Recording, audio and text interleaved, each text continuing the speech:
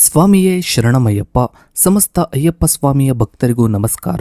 ಕೇರಳದ ದಟ್ಟ ಅಡವಿಯ ನಡುವೆ ಪಂಪಾ ನದಿಯ ತೀರದಲ್ಲಿ ನೆಲೆಸಿರುವ ಕಲಿಯುಗದ ವರದೈವ ಅಯ್ಯಪ್ಪ ಸ್ವಾಮಿಯ ಮಹಿಮೆಯೇ ಅಪಾರ.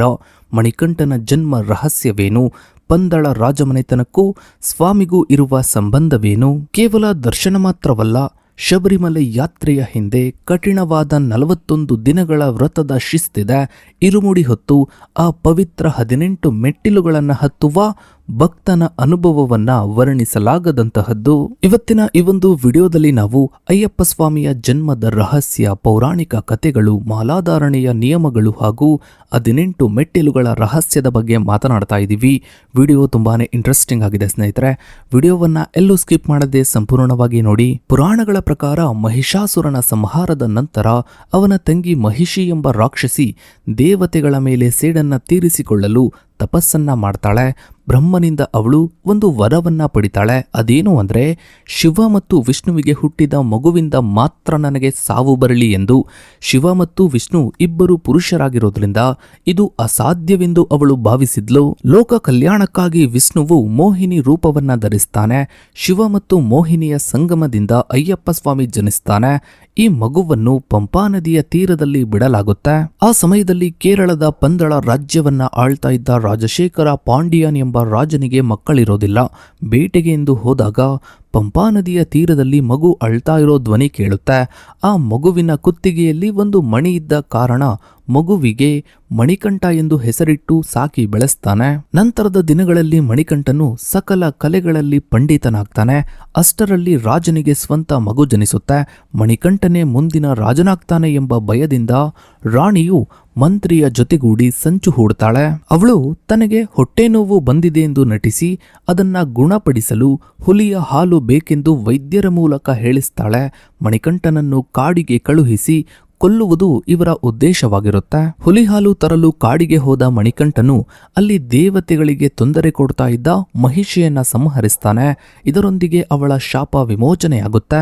ನಂತರ ಮಣಿಕಂಠನು ಸಾಕ್ಷಾತ್ ಇಂದ್ರನನ್ನೇ ಹುಲಿಯನ್ನಾಗಿ ಮಾಡಿ ಅದರ ಮೇಲೆ ಕುಳಿತು ಅರಮನೆಗೆ ಬರ್ತಾನೆ.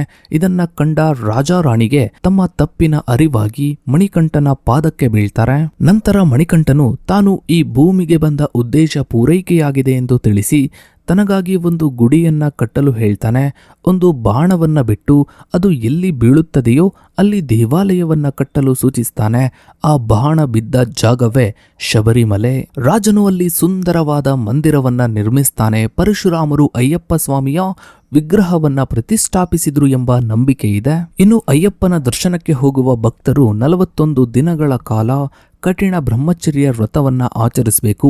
ಅಯ್ಯಪ್ಪ ಸ್ವಾಮಿಯ ದರ್ಶನ ಕೇವಲ ಒಂದು ಪ್ರವಾಸವಲ್ಲ, ಅದೊಂದು ಕಠಿಣವಾದ ಆಧ್ಯಾತ್ಮಿಕ ಪಯಣ. ಈ 41 ದಿನಗಳ ಕಾಲ ಭಕ್ತರು ಅನುಸರಿಸುವ ವ್ರತವನ್ನು ಮಂಡಲ ಕಾಲ ಎಂದು ಕರೆಯಲಾಗುತ್ತೆ. ಈ 41 ದಿನಗಳ ವ್ರತದ ಹಿಂದೆ ಇರುವ ಕೆಲವು ಮುಖ್ಯ ನಿಯಮಗಳನ್ನ ಗಮನಿಸ್ತಾ ಹೋದ್ರೆ, ಒಂದು, ಮನಸ್ಸು ಮತ್ತು ಶರೀರದ ಶುದ್ಧಿ. ಬ್ರಹ್ಮಚರ್ಯ. ಕಾಮ, ಕ್ರೋಧ, ಲೋಭಗಳನ್ನು ತ್ಯಜಿಸಿ ಮನಸ್ಸನ್ನ ಹತೋಟಿಯಲ್ಲಿಡಲು ಬ್ರಹ್ಮಚರ್ಯ ಕಡ್ಡಾಯ. ಆಹಾರದ ನಿಯಮ. ಕೇವಲ ಸಾತ್ವಿಕ ಆಹಾರ ಅಂದ್ರೆ ಸಸ್ಯಾಹಾರವನ್ನ ಮಾತ್ರ ಸೇವಿಸಬೇಕು. ಮದ್ಯಪಾನ, ಧೂಮಪಾನ ಮತ್ತು ಮಾಂಸಾಹಾರವನ್ನ ಸಂಪೂರ್ಣವಾಗಿ ತ್ಯಜಿಸಬೇಕು. ಇನ್ನು ಸ್ನಾನ. ಪ್ರತಿದಿನ ಸೂರ್ಯೋದಯಕ್ಕೂ ಮುನ್ನವೇ ತಣ್ಣೀರಿನಲ್ಲಿ ಸ್ನಾನ ಮಾಡಿ ಸ್ವಾಮಿಯ ಸ್ಮರಣೆಯನ್ನ ಮಾಡಬೇಕು. ಇನ್ನು ಎರಡನೆಯದ್ದು ಸರಳತೆ ಮತ್ತು ಸಮಾನತೆ. ಕಪ್ಪು ಅಥವಾ ನೀಲಿ ಬಟ್ಟೆಯನ್ನ ಧರಿಸೋದು. ಅಹಂಕಾರವನ್ನ ತ್ಯಜಿಸಿ ತಾನು ಭಗವಂತನ ದಾಸ ಎಂದು ತೋರಿಸಲು ಕಪ್ಪು ಅಥವಾ ನೀಲಿ ಬಣ್ಣದ ಬಟ್ಟೆಗಳನ್ನು ಧರಿಸ್ತಾರೆ. ಇನ್ನು ಬರಿಗಾಲಿನಲ್ಲಿ ನಡಿಗೆ. ಕಾಲುಗಳಿಗೆ ಚಪ್ಪಲಿ ಧರಿಸದೆ ನಡೆಯುವುದು ವೈರಾಗ್ಯದ ಸಂಕೇತ. ಇನ್ನು ನೆಲದ ಮೇಲೆ ಮಲಗುವುದು. ಭೋಗ ವಿಲಾಸಗಳನ್ನು ತ್ಯಜಿಸಿ ಸರಳ ಜೀವನ ನಡೆಸುವುದಕ್ಕೆ ನೆಲದ ಮೇಲೆ ಮಲಗ್ತಾರೆ. ಇನ್ನು ಮೂರನೆಯದ್ದು ತತ್ವಮಸಿಯ ಅರಿವು. ಶಬರಿಮಲೆಯ ದೇವಾಲಯದ ಮೇಲೆ ತತ್ವಮಸಿಯ ಎಂಬ ವಾಕ್ಯವಿದೆ. ಇದರ ಅರ್ಥ ಅದು ನೀನೇ ಆಗಿದ್ದೀಯೇ, ಅಂದ್ರೆ ನೀನೇ ಭಗವಂತನ ಸ್ವರೂಪ ಎಂದು. ಈ 41 ದಿನಗಳ ಕಾಲ ಭಕ್ತರು ಪರಸ್ಪರ ಒಬ್ಬರನ್ನೊಬ್ಬರು ಸ್ವಾಮಿ ಎಂದೇ ಕರೆದುಕೊಳ್ತಾರೆ. ಅಂದ್ರೆ ಪ್ರತಿಯೊಬ್ಬರಲ್ಲೂ ಅಯ್ಯಪ್ಪನನ್ನ ಕಾಣುವುದು ಇದರ ಮುಖ್ಯ ಉದ್ದೇಶ. ಇನ್ನು ನಾಲ್ಕನೆಯದು ಇರುಮುಡಿ ಕಟ್ಟು, ಪವಿತ್ರ ಹೊರೆ. ವ್ರತದ ಅಂತ್ಯದಲ್ಲಿ ಭಕ್ತರು ತಲೆಯ ಮೇಲೆ ಇರುಮುಡಿಯನ್ನ ಹೊತ್ತುಕೊಳ್ತಾರೆ. ಇದರಲ್ಲಿ 2 ಭಾಗಗಳಿರುತ್ತೆ. ಮುಂಭಾಗ ಮುನ್ನುಡಿ, ದೇವರಿಗೆ ಅರ್ಪಿಸುವ ತುಪ್ಪದ ತೆಂಗಿನಕಾಯಿ ಮತ್ತು ಪೂಜಾ ಸಾಮಗ್ರಿಗಳಿರುತ್ತೆ. ಇನ್ನು ಹಿಂಭಾಗ ಪಿಮ್ಮುಡಿ ಭಕ್ತರಿಗೆ ಹಾದಿಯಲ್ಲಿ ಅಂದ್ರೆ ದೇವಸ್ಥಾನಕ್ಕೆ ಹೋಗುವಂತಹ ಸಮಯದಲ್ಲಿ ಬೇಕಾಗುವ ಆಹಾರ ಪದಾರ್ಥಗಳಿರುತ್ತೆ. ಇದು ಜೀವನವೆಂಬ ಪಯಣದಲ್ಲಿ ನಾವು ಹೊತ್ತು ತಂದ ಪುಣ್ಯ ಮತ್ತು ಪಾಪಗಳ ಸಂಕೇತ ಎಂದು ನಂಬಲಾಗುತ್ತೆ. ಈ ಕಠಿಣ ವ್ರತವನ್ನ ಪೂರೈಸಿದ ನಂತರವಷ್ಟೇ ಭಕ್ತರು ಆ ಪವಿತ್ರ 18 ಮೆಟ್ಟಿಲುಗಳನ್ನು ಹತ್ತಲು ಅರ್ಹರಾಗ್ತಾರೆ. ಇರುಮುಡಿಯ ಒಳಗಿರುವ ತೆಂಗಿನಕಾಯಿ ಮನುಷ್ಯನ ದೇಹವನ್ನ ಪ್ರತಿನಿಧಿಸುತ್ತೆ. ತೆಂಗಿನಕಾಯಿ ಇದು ಮನುಷ್ಯನ ಸ್ಥೂಲ ಶರೀರ, ಅದರಲ್ಲಿರುವ ತುಪ್ಪ ಇದು ಮನುಷ್ಯನ ಆತ್ಮ ಅಥವಾ ಭಕ್ತಿ.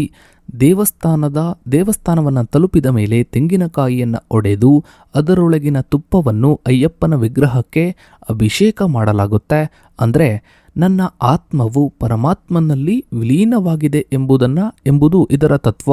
ಇನ್ನು ಶಬರಿಮಲೆಯ ಪವಿತ್ರವಾದ 18 ಮೆಟ್ಟಿಲುಗಳನ್ನು ಹತ್ತಬೇಕಾದ್ರೆ ತಲೆಯ ಮೇಲೆ ಇರುಮುಡಿ ಇರುವುದು ಕಡ್ಡಾಯ. ಇರುಮುಡಿ ಇಲ್ಲದವರು ಬೇರೊಂದು ದಾರಿಯ ಮೂಲಕ ದೇವಾಲಯದ ಆವರಣಕ್ಕೆ ಹೋಗಬಹುದು. ಇನ್ನು ಸಂಕ್ರಾಂತಿಯ ದಿನದಂದು ಶಬರಿಮಲೆಯ ಆಕಾಶದಲ್ಲಿ ಕಾಣಿಸುವ ಪವಿತ್ರ ಜ್ಯೋತಿಯೇ ಮಕರ ಜ್ಯೋತಿ.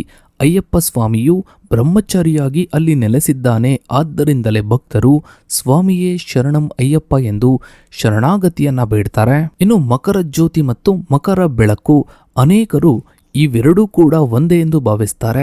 ಆದರೆ ಇವುಗಳ ನಡುವೆ ಸಣ್ಣ ವ್ಯತ್ಯಾಸವಿದೆ. ಮಕರ ಜ್ಯೋತಿ ಅಂದರೆ ಇದು ಸಂಕ್ರಾಂತಿಯ ಸಂಜೆ ಆಕಾಶದಲ್ಲಿ ಕಾಣಿಸುವ ಬೆಳಗುವ ನಕ್ಷತ್ರ. ಇದನ್ನು ದೈವಿಕ ಸಂಕೇತವೆಂದು ನಂಬಲಾಗಿದೆ. ಮಕರ ಬೆಳಕು ಅಂದ್ರೆ ಇದೇ ಸಮಯದಲ್ಲಿ ಪೊನ್ನಂಬಲಮೇಡು ಎಂಬ ಬೆಟ್ಟದ ಮೇಲೆ 3 ಬಾರಿ ಬೆಳಗುವ ಜ್ಯೋತಿ. ಪಂದಳ ರಾಜಮನೆತನದವರು ತಂದ ಆಭರಣಗಳನ್ನು ಅಯ್ಯಪ್ಪನಿಗೆ ತೊಡಿಸಿ ಮಹಾಪೂಜೆ ಮಾಡುವಾಗ ಈ ಜ್ಯೋತಿ ಬೆಳಗುತ್ತದೆ. ಅಯ್ಯಪ್ಪ ಸ್ವಾಮಿಯು ಶಬರಿಮಲೆಯಲ್ಲಿ ಯೋಗ ಮುದ್ರೆಯಲ್ಲಿ ಕುಳಿತಿದ್ದಾನೆ.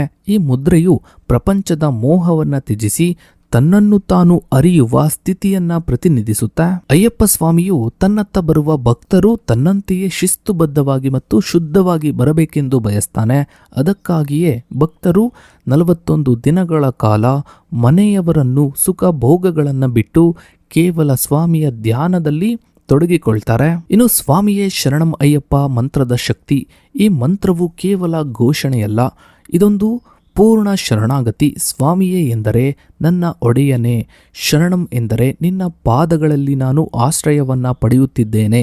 ಭಕ್ತನು ತನ್ನ ಅಹಂಕಾರಗಳನ್ನ ಎಲ್ಲವನ್ನ ಬಿಟ್ಟು ನಾನು ಎಂಬುದು ಶೂನ್ಯ, ನೀನೇ ಎಲ್ಲ ಎಂದು ಹೇಳುವ ಭಾವವಿದು. ಇನ್ನು ಶಬರಿಮಲೆಗೆ ಹೋದಾಗ ನಾವು ಹತ್ತುವ 18 ಮೆಟ್ಟಿಲುಗಳು ಕೇವಲ ಕಲ್ಲುಗಳಲ್ಲ, ಅವು ನಮ್ಮ ಜೀವನದ ಕಲ್ಮಶಗಳನ್ನು ದಾಟುವ ಹಂತ.